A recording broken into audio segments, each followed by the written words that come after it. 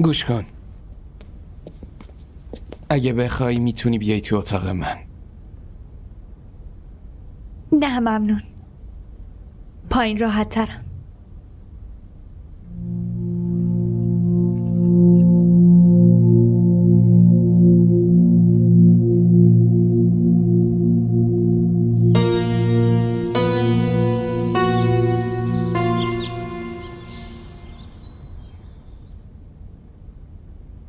نهال خانوم کجاست؟ همه پایینن. ایشون چای درست کرد که بیارم. برو صداشون کن. چشق.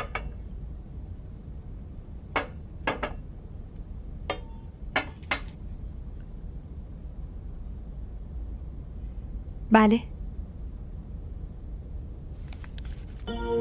برام چای بریز لطفاً. برای خودت هم بریز. من خوردم.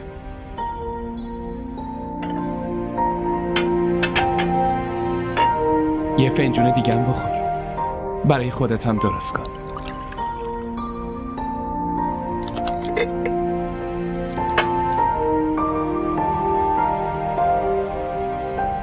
واسه خودت نمیریزی؟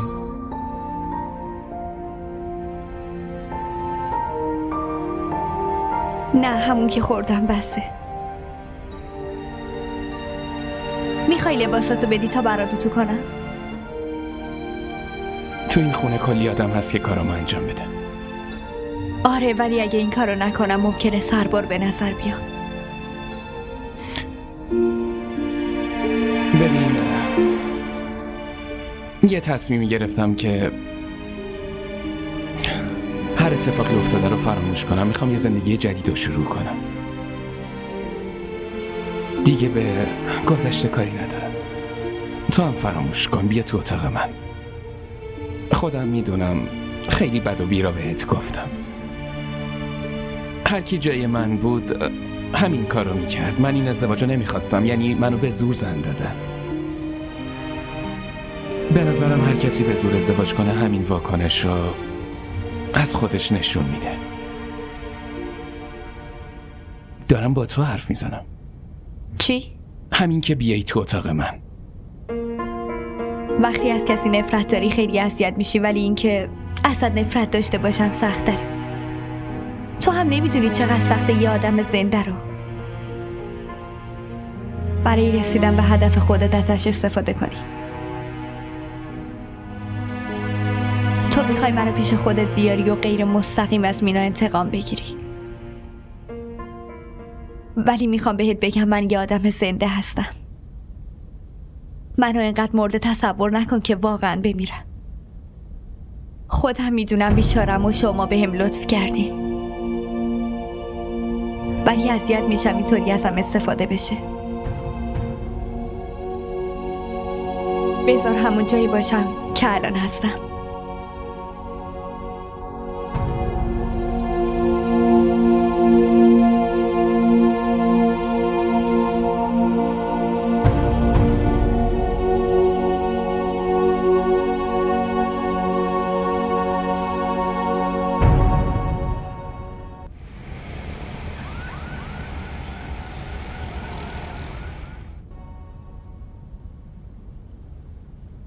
سلام علیکم. سلام، خسته نباشی عزیزم. حاضر نشدین؟ یکم دیگه حاضر میشم. داوود، میخواستم باهات حرف بزنم، اگه البته حوصله‌شو داری. بگین. بیا بشین. کسی خونه نیست. نهال و دیبا رفتن آرایشگاه، هنوز برنگشتن. بیا اینجا بشین.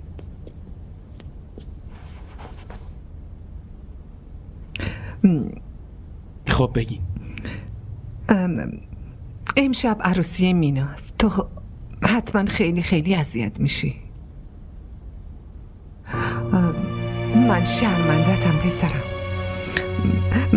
من اصلا نمیدونستم تو اینقدر قصه میخوری. نمیدونستم اصرارای من اینطوری تو رو داغون میکنه.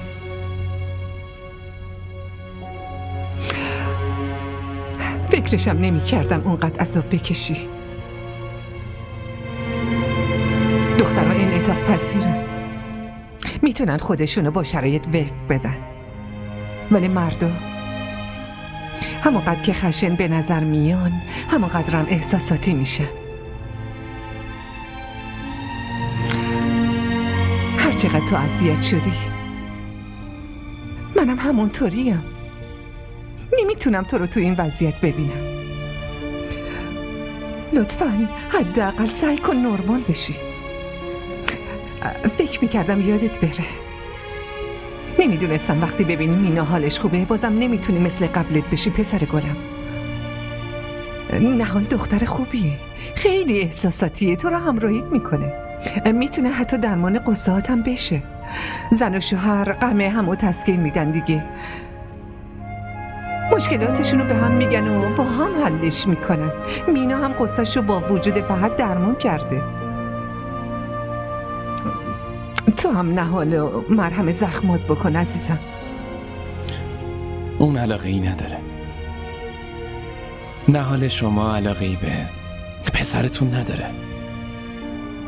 من سعیمو کردم، هم دیشب هم امروز صبح حرف زدم.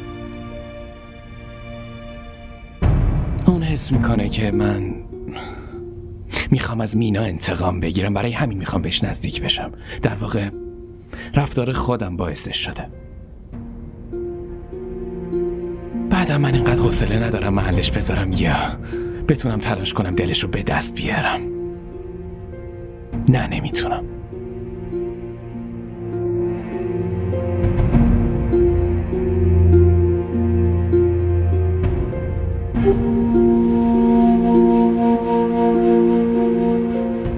پس حوصله نداری زندگی تو جمع کنی؟ آره؟ انگار نمیخوای زندگی پسر منو بسازی. پس برای چی باید اینجا نگهت دارم وقتی که کاری به پسرم نداری؟ اصلا هنر تو چیه؟ پسر من با اینکه مرده سعی کرده یه جوری باهات راه بیاد ولی تو قبول نکردی. اون بیچاره الان دلشم از دست یک دختر شکسته. بعد تو؟ من برای این تو رو نیوردمت که یک داغ دیگه به دلش بذاری. بس دیگه از اینجا برو. مامان آخه من کجا برم؟ به شوهرت که محل نمیذاری. حتما یکی دیگه هوا تو داره. راننده بیرون وایستاده. وسایل تو جمع کن و زودتر برو. مامان گوش بدید لطفا. چیو گوش بدم؟ پسر من با اینکه مرده سعی کرده همه چیو درست کنه اما تو دلش قیامت. با تمام این مسائل بازم به تو اهمیت میده. بعد تو به جای اینکه کنارش باشی اونو از خودت روندی. دیگه نمیتونی اینجا باشی. وسایل تو جمع کن و از اینجا برو. مامان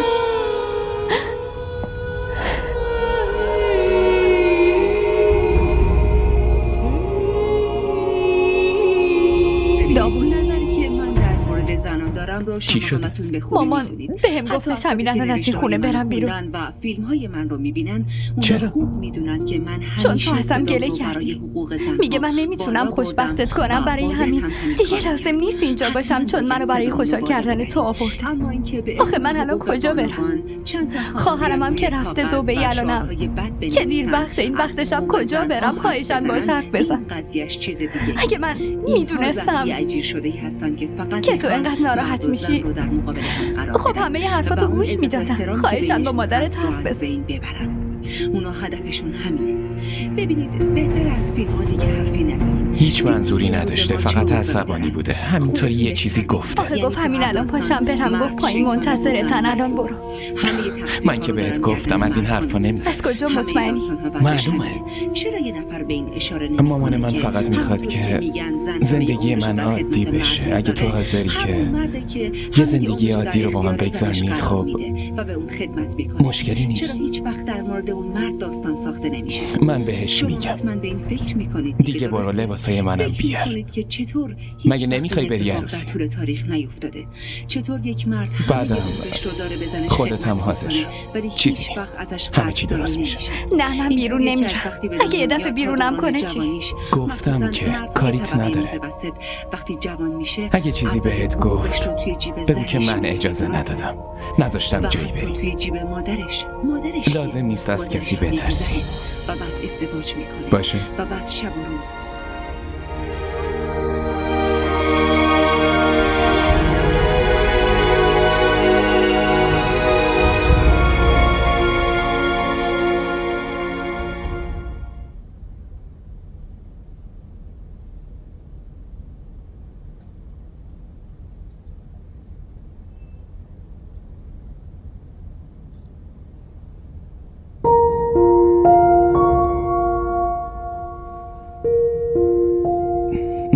تا وقتی که با من راحت نباشی زندگیمون همینطوری پیش میره.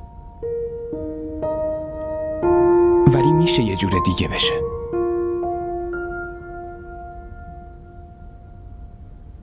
ببین من میخوام یه زندگی جدید رو باهات شروع کنم. یه رابطه جدید، یه درک جدید.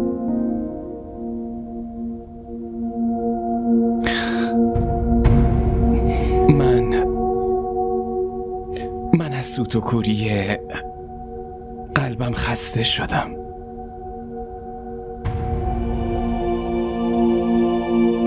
قصه هر چقدر میخواد باشه ولی کم کم مثل خوره آزارت میده.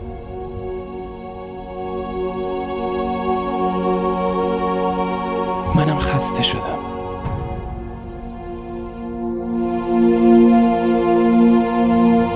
انسان اگه وفادارم نباشه ولی دلش میخواد که وقتی غم و غصه ای داره یه شریک غم کنارش داشته باشه.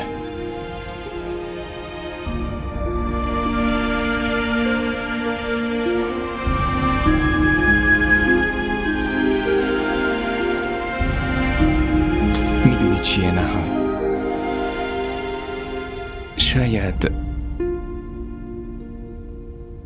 شاید ازدواجمون عاشقانه نبوده،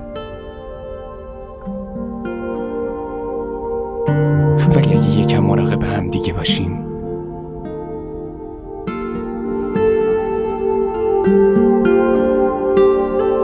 زندگی کردن برامون آسون تر میشه.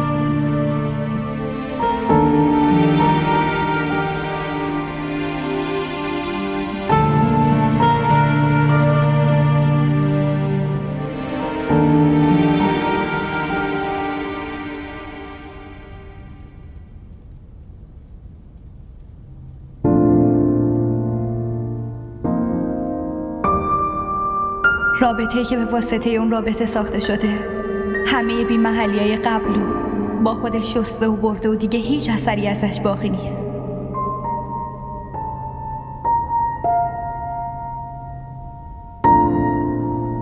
ممنون.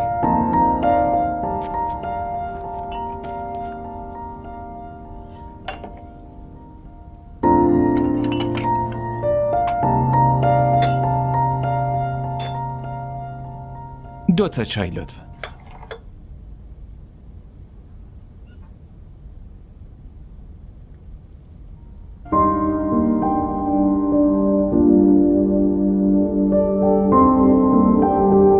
تشکر.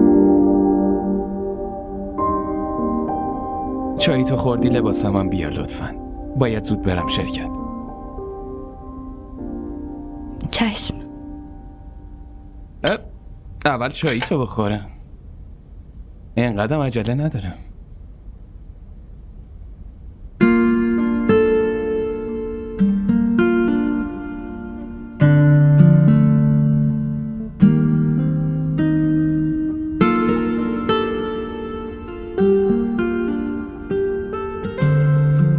سلام علیکم. علیکم سلام.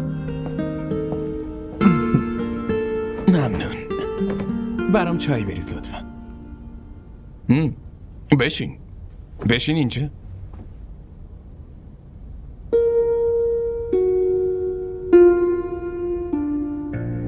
اولین باریه که توی این خونه سر میز غذا مثل این مجرم نبودم. امروز جسارت به خرج دادم و کنار داوود نشستم.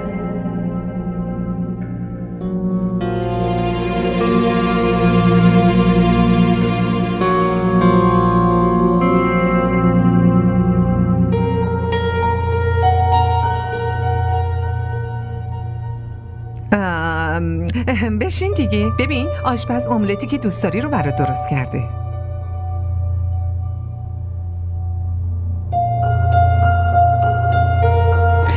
البته قراره بره مرخصی. برای چی اینجوری نگاه میکنی؟ شما که میدونی مامان من آشپزی بلد نیستم. چی؟ پس لابد میخوای من با این سنم برم تو آشپزخونه؟ نه. برای چی شما؟ عروستون هست دیگه. یه مسئولیت بهش بدی. بله، من انجام میدم.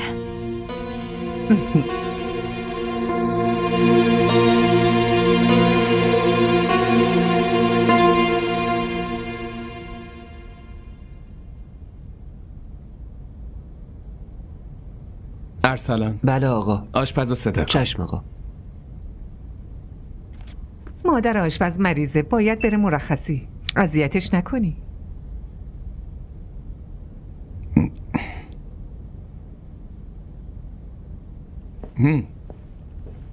میخوای بری مرخصی؟ بله آقا. این کس دیگه ای هست چند روزی جات کار کنه؟ بله آقا، به خانم گفته بودم برادر کوچیکم هستش. نمیتونه مثل من غذا بپزه ولی خوب آشپزی میکنه. اگه بخواید میارمش. خیلی خوب. خوبه بیارش پس. باهاش صحبت میکنم.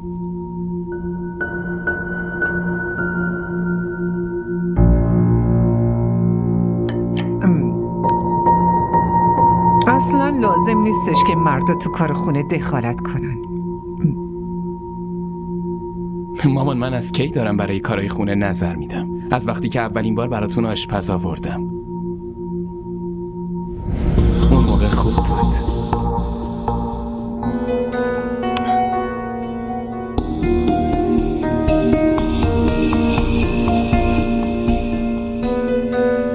خداحافظ. تو کجا میری؟ میام وسایلتو بذارم تو ماشین. خودم میذارم. تو که خدمتکارم نیستی. بشین صبحونتو بخور. باشه. به سلامت. خداحافظ. خداحافظ.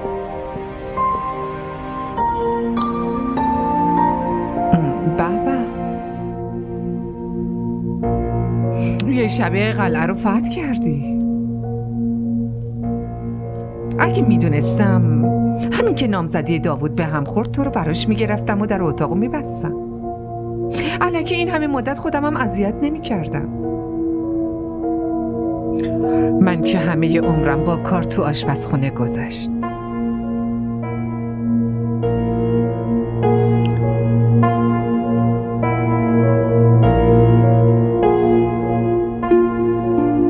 امروز احساس کردم یه جرم جدید مرتکب شدم.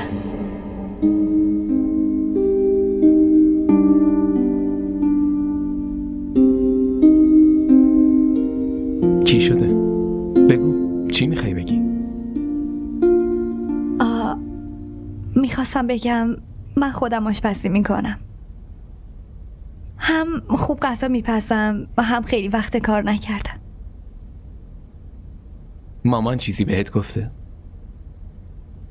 نه هیچی، مامان چیزی نگفته. نه حال به من دروغ نگو.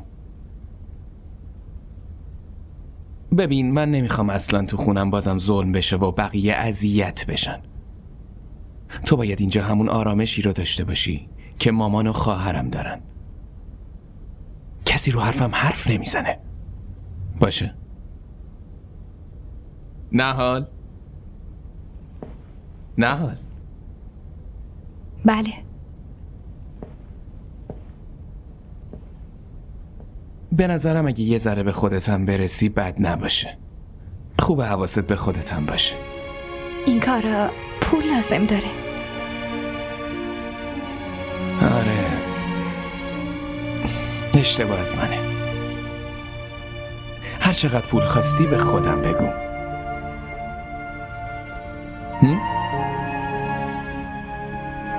من که ازت عذر خواستم. نه من که چیزی نگفتم.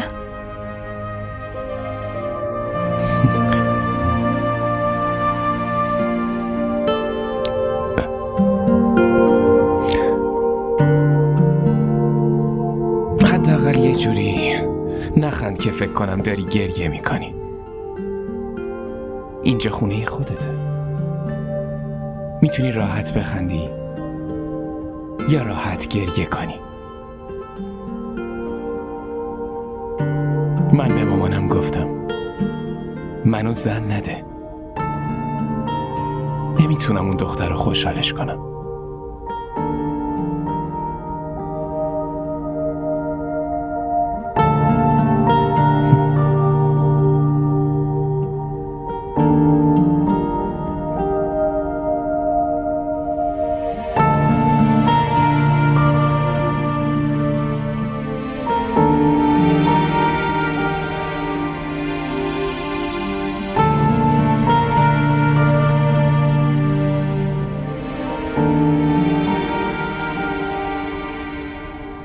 آقا نعیم اونطوری که شما میخوای امکان نداره.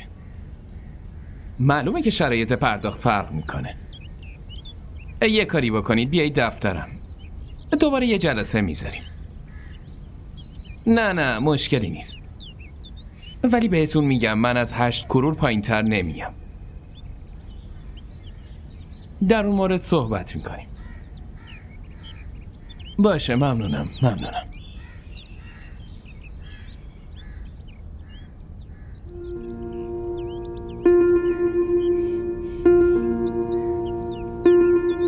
وایسا نهال. بیا اینجا.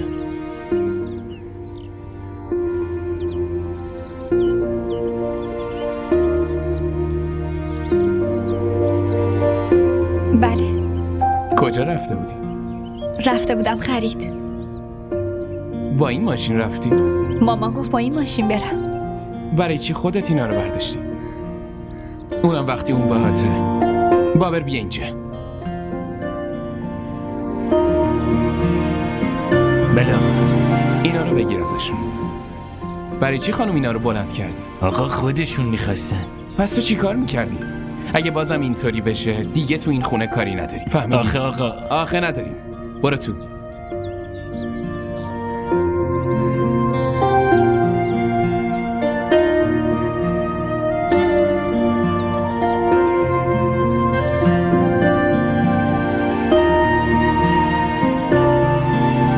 بعضی آدم ها واقعا چقدر خوش شانسن. دختری که داوود تا دیروز نمیخواست ریختشو ببینه امروز داره جونش هم براش میده. یعنی اینقدر عاشق نهال شده مامان؟ عشق و عاشقی در کار نیست. تو که داوودو خوب میشناسی. اون خیلی به همه روابطش اهمیت میده.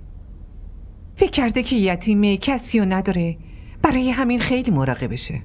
اگه تو کل دنیا عاشق که هیچی، یکی مراقبم باشه بازم زندگی برام قشنگ میشه. وقتی تو هم به شاهزادت برسی میبینی چقدر زندگی قشنگ میشه. آره، مگه اینکه تو تخم مرغ شانسی یه پسر گیرم بیاد. دیبا، همه دنیا میدونستن تو نامزد عبدالله هستی. من که میگفتم نامزدی تو به هم بزن، اگه زودتر به هم میخورد هم تو خوشحال بودی هم داوود. کی نه حالا با ماشین کوچیک فرستاده؟ من؟ چرا؟ مگه ماشین بزرگه نبود؟ اون که براش فرقی نداره. مامان برای من فرق داره. برای اینکه کنار اسم نهال اسم من میاد. تعجب میکنم یه موضوع کوچیک و متوجه نمیشید. آخه مردم چی میگن؟ که زن من با یه ماشین قراضه میره بیرون؟ قبلا که با اتوبوس میره. من به گذشتش کاری ندارم. دارم الانو میگم، در حال حاضر اون زن منه. بعد زن داوود با یه همچین ماشینی بره بیرون؟ بعد این راننده چطوری جرأت کرده که وسایلش هم بر نداره؟ خیلی آدمای بیشعوری هستن، اونایی که به همه احترام میذارن ولی عزت زنشون رو حفظ نمیکنن. قبل از اینکه خیلی به عزت زنت فکر کنی حواست باشه توقعاتشو بالا نبری. اگه یه وقت ازت توقع عاشق بودن داشت، من هیچ ضمانتی نمیکنم. به دخترای سطح پایین باید پول و احترام و عشق و قدر چکونی بدی تا یادشون نره کی هستن. تو رو خدا مامان، برای چی داری جمله های مامان بزرگ رو تکرار میکنید؟ چرا دارید انتقام محرومیتتون رو از این طفلی میگیرید؟ تو داری به خاطر اون دختر با مامان دعوا میکنی؟ به خاطر شما به عشقم اهمیت ندادم، ولی حتما به مسئولیتم اهمیت میدم.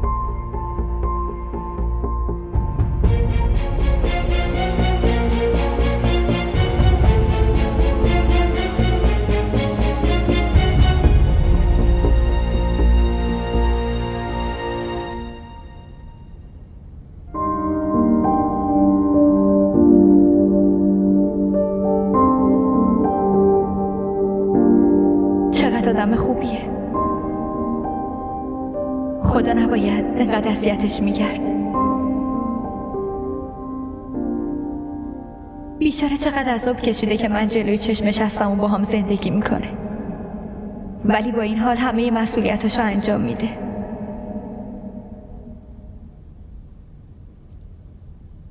چی شده؟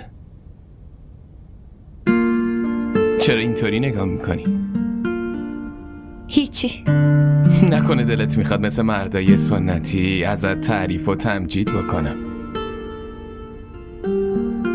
البته تو خیلی دوست داشتنی هستی.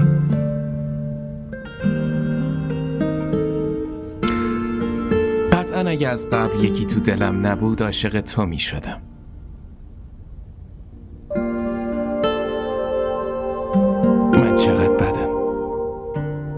یه جوری تو حرفام دارم بهت میگم که من دوستت ندارم. نه تو خیلی خوبی. من آدم خوبیم. تو با اینکه دوستم نداری ولی هیچ وقت با هم بد رفتاری نکردی. دوتامون زن و شوهر خیلی خوبی. امیدوارم. من دیگه برم.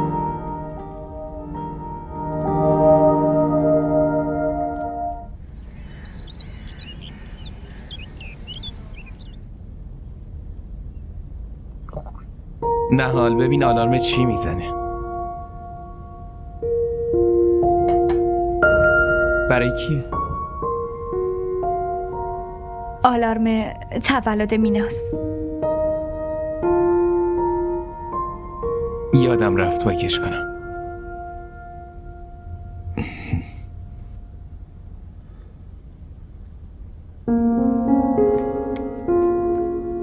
بیا همشو پاک کردم. کاشکی پاک کردن همه چی از دلم انقدر راحت بود.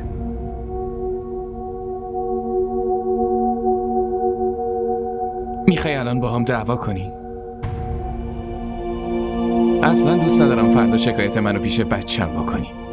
برای همین میخوام تأمینت کنم همه جوره. من هیچ وقت چیزی ازت نمیخوام. چرا؟ چرا چیزی نمیخوای؟ این حقته. قبلا فرق داشت. قبلا رابطه ما فقط در حد بله گفتن بود. الان داریم به یه سمت دیگه میریم. داریم میریم به سمت بچه دار شدن. یعنی تو مثل زنای دیگه عشق نمیخوای؟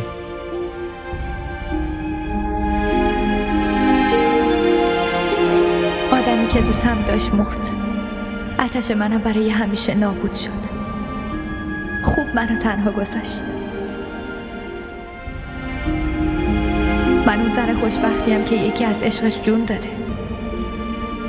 زمونه اینو بپذیره یا نه هر زنی تو دلش همچین عشقی رو میخواد.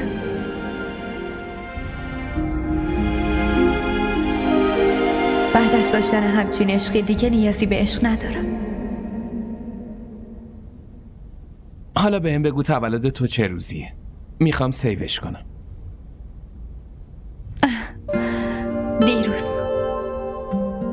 دیروز بود. چرا بهم نگفتی؟ مگه تولدم چه فایده ای داشته؟ نه بابا هر چی باشه من باید میدونستم. باشه یه کاری میکنیم. من میبرمت خرید. کادوی تولدتو بگیریم. هیچ نیازی نیست. اگه ناراحتی درست بهم بگو که ناراحتی. نه منظورم این نبود. یه روز دیگه میریم. همین امروز میریم. باشه زود باش. تولدت هم مبارک باشه.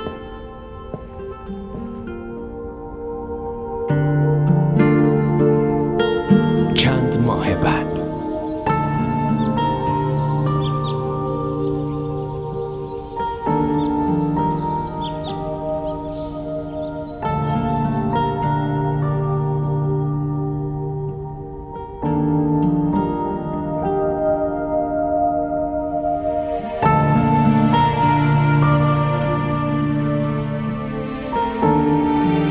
وقتی که پسرم به دنیا اومده اولین باریه که داوودو خوشحال میبینم.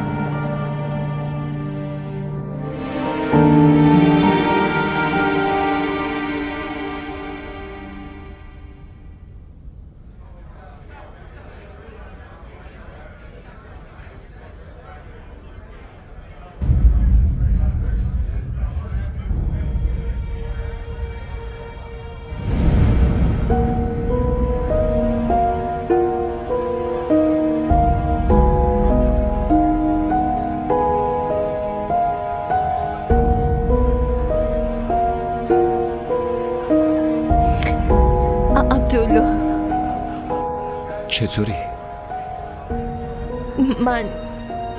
من خوبم. زندایی چطوره؟ همه خوبن. تو چطوری؟ حال زنت چطوره؟ من خوبم. بگو ببینم این روزا پاکستانی؟ آره، من تنها برگشتم پاکستان. خوبه. خوب کاری کردی که اومدی اینجا. ولی هیچی خوب نیست. من قراره بیام خونتون. میام اونجا عذرخواهی میکنم. تو رو هم میبینم. باشه، حتما بیا. زنت هم با خودت بیار. نه، فقط خودم میام. اون دیگه با هم نیست.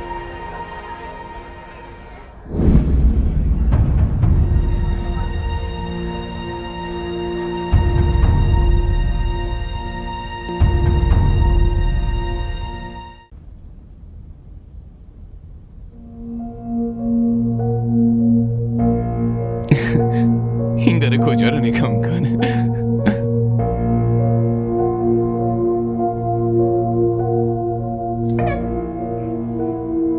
مینا تویی؟ کی اومدی؟ تازه رسیدم. سلام علیکم. نه منظورم اینه که کی اومدی پاکستان. خیلی وقته که برگشتم پاکستان. راستش دیدن زندیایی هم رفتم. مگه نگفتم بهت؟ نه نگفتن. بیا بشین. حالت چطوره؟ خوبم. ماشاءالله پسر خیلی خوشگلی داری. خیلی خیلی مبارک باشه. ممنون.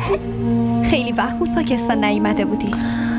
آره آخه همش منتظر بودم که با فهد بیام، ولی اون اصلا وقت نداشت، واسه همین خودم اومدم. باید زودتر می اومدی. آخه اون همش میگفت با هم بریم با هم بریم. میدونی که شوهرها اذیت میکنن، میگن من چیکار کنم، تنها میمونم و از همین حرفا. همشون همینن.